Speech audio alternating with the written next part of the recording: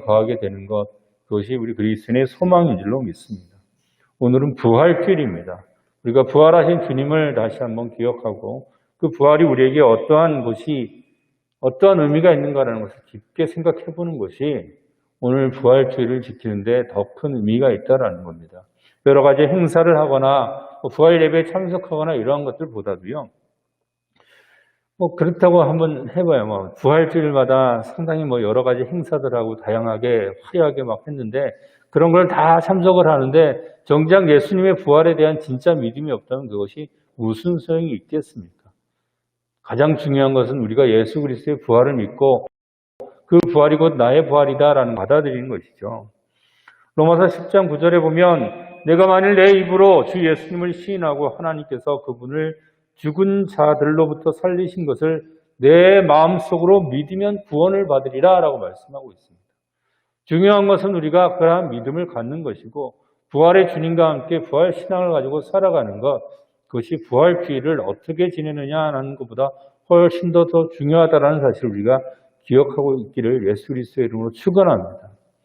어떻게 생각해보면 오늘은 늘상 지나가던 평범한 일요일하고 똑같을 수도 있어요. 다만 우리의 환경이 여러 가지가 바뀌어가지고 예배를 이렇게 온라인으로 드릴 수밖에 없고 또 여러 가지로 아파할 수밖에 없지만 그럼에도 불구하고 똑같이 지나가는 시간들이더라고요. 이게 지난 겨울부터 시작이 되었던 일들인데 이렇게 난리통에 지나가는 중에 몰랐는데 보니까 땅에는 새싹이 돋아나고 또 싹이 자라고 꽃이 피고 하더라고요. 하나님은 항상 그 자리에 함께 계신 줄로 믿으시길 바랍니다. 그래서 우리의 환경이 어떻게 변하든지 간에 우리도 이 믿음 변하지 않고 똑같은 마음과 똑같은 믿음을 가지고 주님이 오시는 그날까지 살아가는 것, 그것이 그리스도인의 삶의 자세라는 거예요.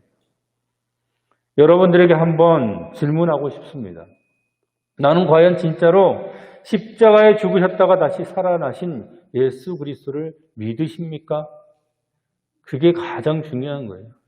나를 위해서 십자가를 지고 돌아가시고 희생하셨다가 그 모든 사망 권세를 이기시고 승리로 하시고 부활하신 그 예수 그리스도를 믿는 나의 믿음은 그 어떤 것도 바꿔놓을 수 없다라는 것입니다.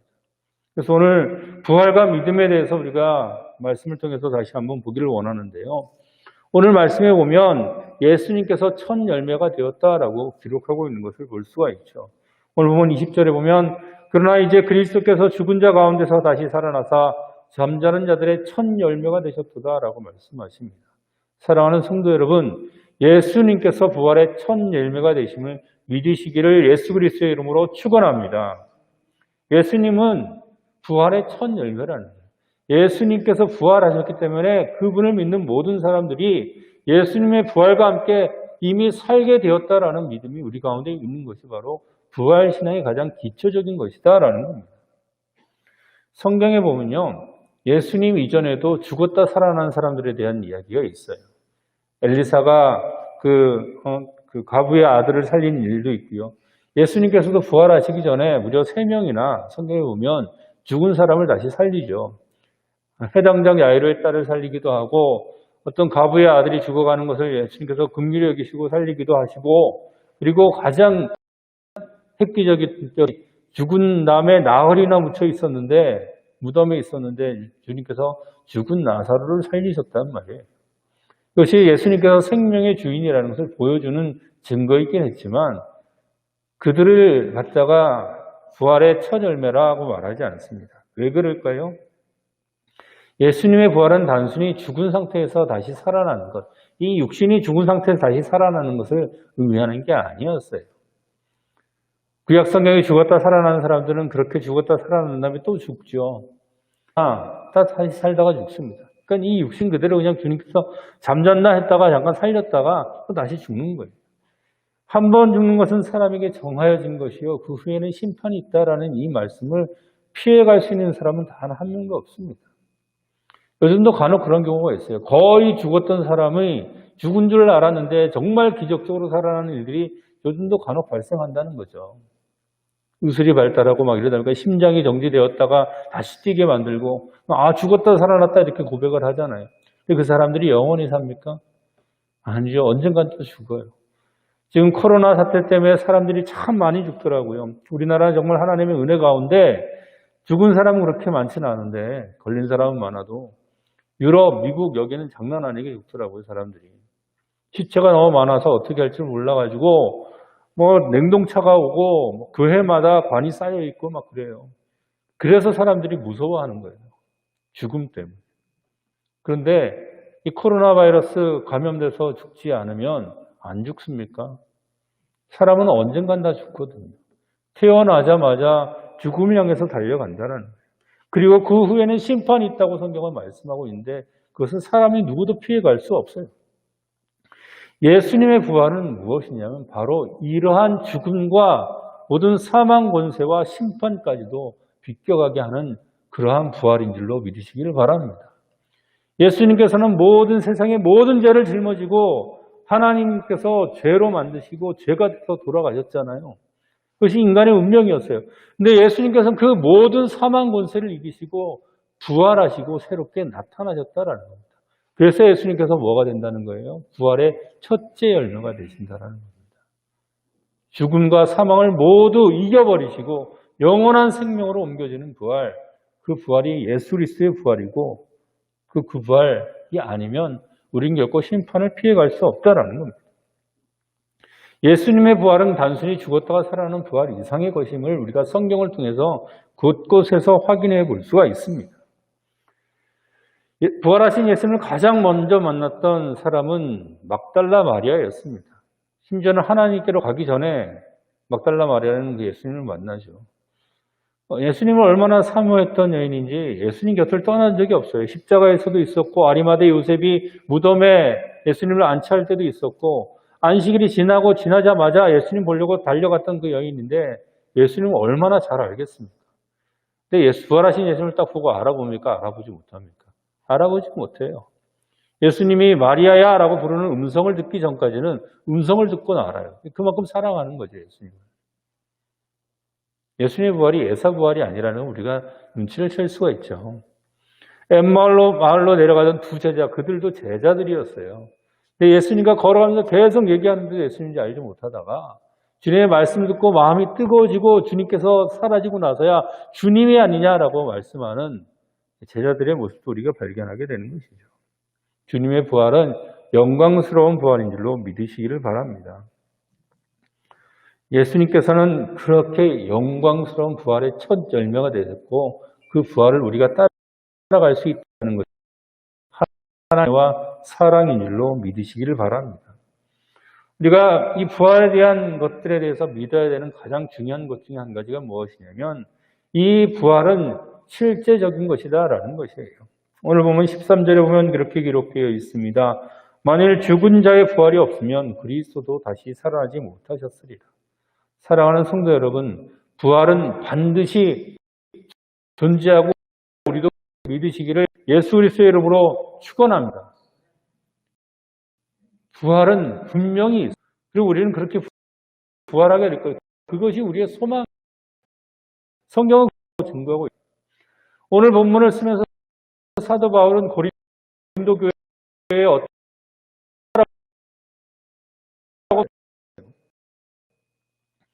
고린도 같습니까? 오늘도 수도 없이 많은 분들이 부활을 자꾸 이야기하려고 그래요. 인본주의의 영향이죠, 사실은. 세상에서 제일 이상한 얘기가 뭐냐면, 사람이 죽었는데 살아났더라, 이런 거예요. 죽은 지 1000년이 지났는데 사람들이 다시 살아났더라. 믿겠습니까? 안 믿죠. 예수님 당시에 나사로가 죽은 지 나흘이 지난 다음에 살아난다는 얘기도 사람들이 못 믿었다가 진짜 걸 보고 성경에 보면 참 기이한 이야기들이 많이 기록되어 있잖아요. 사람들이 못 믿겠는 거예요. 왜냐하면 사람의 상식선에서 그게 이해가 안 되니까. 그래서 성경을 갖다가 신화다, 비유다, 상징이다 다 이렇게 치부해 버리려고 그래요. 이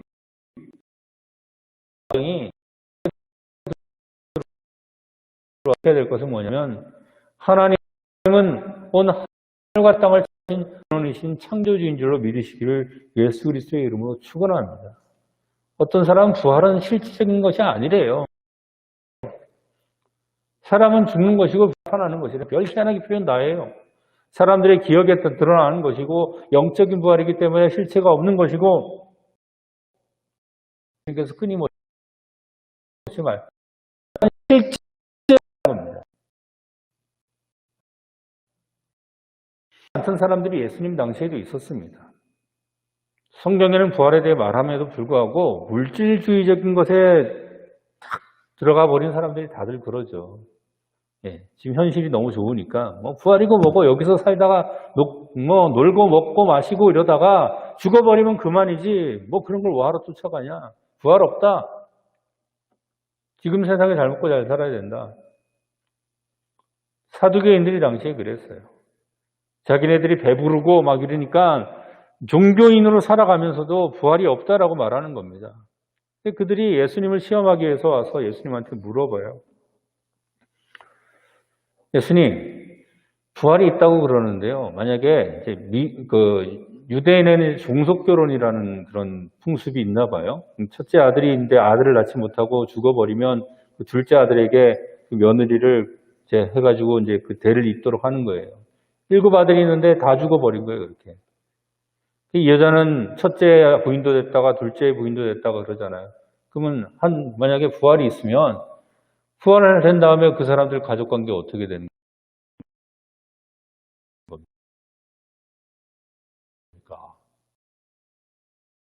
곤란하군요. 근데 이렇게 22장 10절인데 부활 장가도 아니 가고 집도 아니 가고 하늘에 있는 천들과 같으리라. 할렐루야. 우리의 부활은 우리가 생각하는 그런 모습으로 다시 살아나는 게 아니. 천사들처럼 우리가 영광스럽게 바뀌는 것이 실질적인 부활로 나타난다라는 겁니다. 그리스도 안의 부활은 우리가 천사들, 하늘에 있는 천사들, 마귀의 천사들 말고요. 하늘에 있는 하나님의 천사들과 같은 모습으로 되는 것이, 예수님께서는 그 부활의 확실성을 말하기 위해서 뭐라고 말씀하시냐면 마태복음 22장에 계속해서 말씀하시는 건데요. 하나님은 살아계신 자의 하나님, 살아있는 자의 하나님이시잖아요. 근데 하나님께서 항상 나타나셨을 때 뭐라고 얘기합니까? 그들이 이미 죽었다고 생각하는 아브라함과 이삭과 야곱의 하나님이라고 주님께서 말씀하신다는 겁니다. 그러니까 아브라함하고 이삭과 야곱이 지금 죽었잖아요. 근데 하나님이 그들의 하나님이 된다는 얘기는 무엇입니까? 아브라함과 이삭과 야곱이 하나님의 생명경 안에서 새롭게 부활할 것이라는 것을 하나님께서는 분명히 언급하고 계시는 것이다.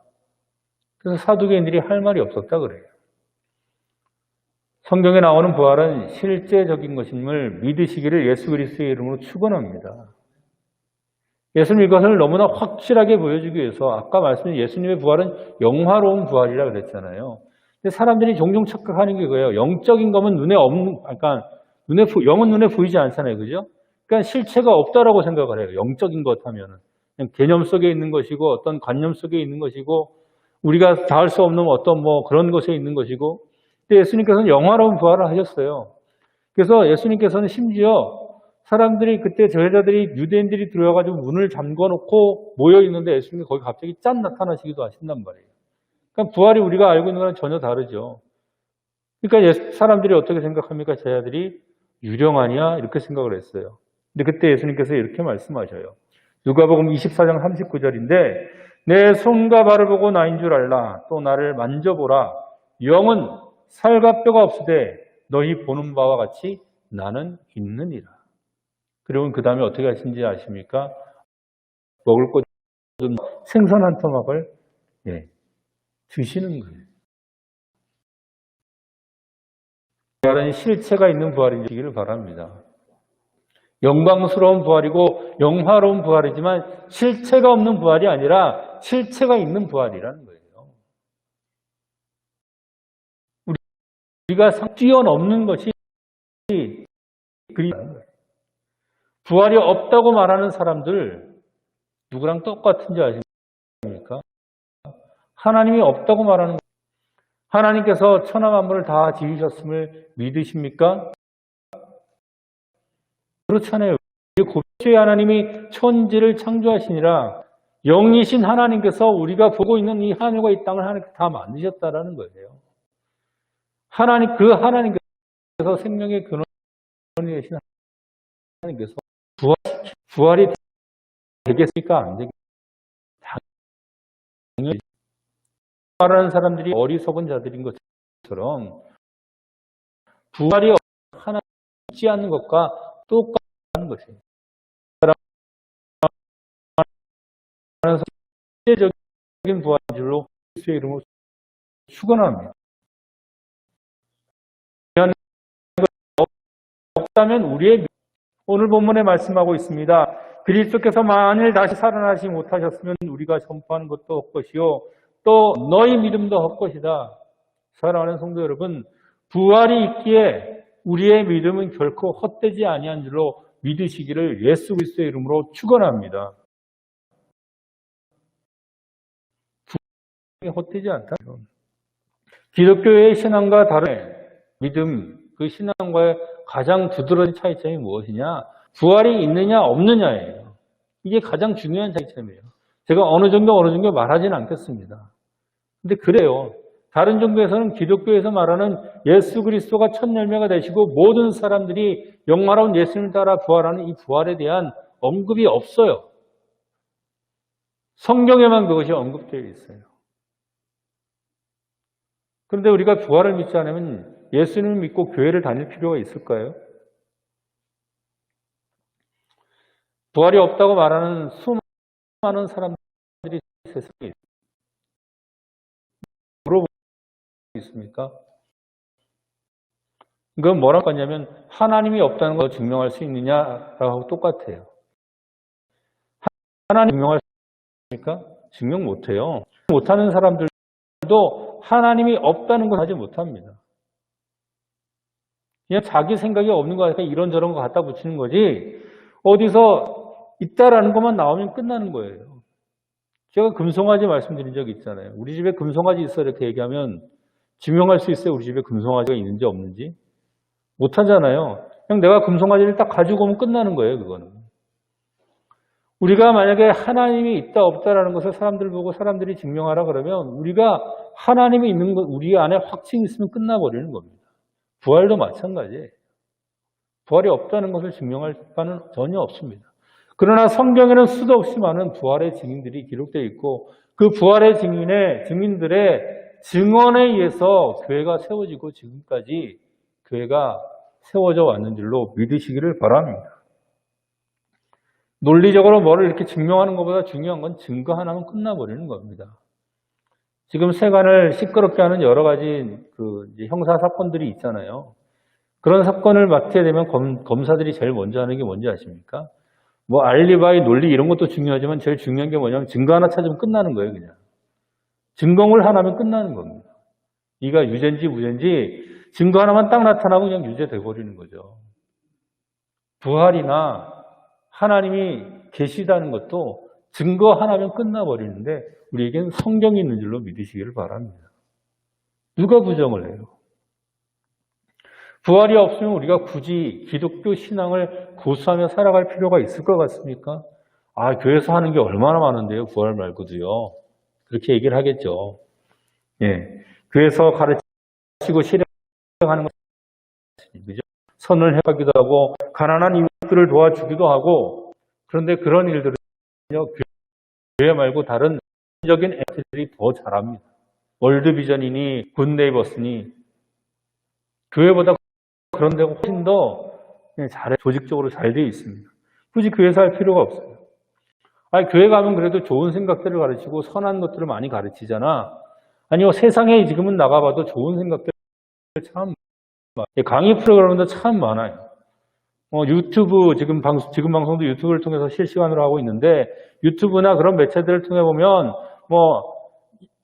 전 세계적인 패드라는 것도 있고, 한국 사람들이 해서 나오는 세상을 바꾸는 시간에 세밭이라는 것도 있고, 자신들의 경험에 비춰서 좋은 얘기하는 사람들 참 많아요. 예수님 안 믿고도요. 오히려 교회에서 저 같은 사람이 설교하는 것보다 그게 훨씬 더 뛰어날 수도 있습니다. 그래도 교회 가면 재밌잖아요. 근데 재미있는 건요, 세상에 훨씬 더 많더라고요. 영화를 봐도 그렇고, 연극을 봐도 그렇고, 뮤지컬을 봐도 그렇고. 만약에 그런 것을 찾는다면 교회에 올 것이 아니라 그쪽으로 가면 됩니다. 그럼에도 불구하고 우리가 예수를 믿고 교회에 나오는 이유가 무엇입니까? 바로 교회를 통해서 주님께서 부활을 증명해 주시기 때문인 줄로 믿으시기를 바랍니다.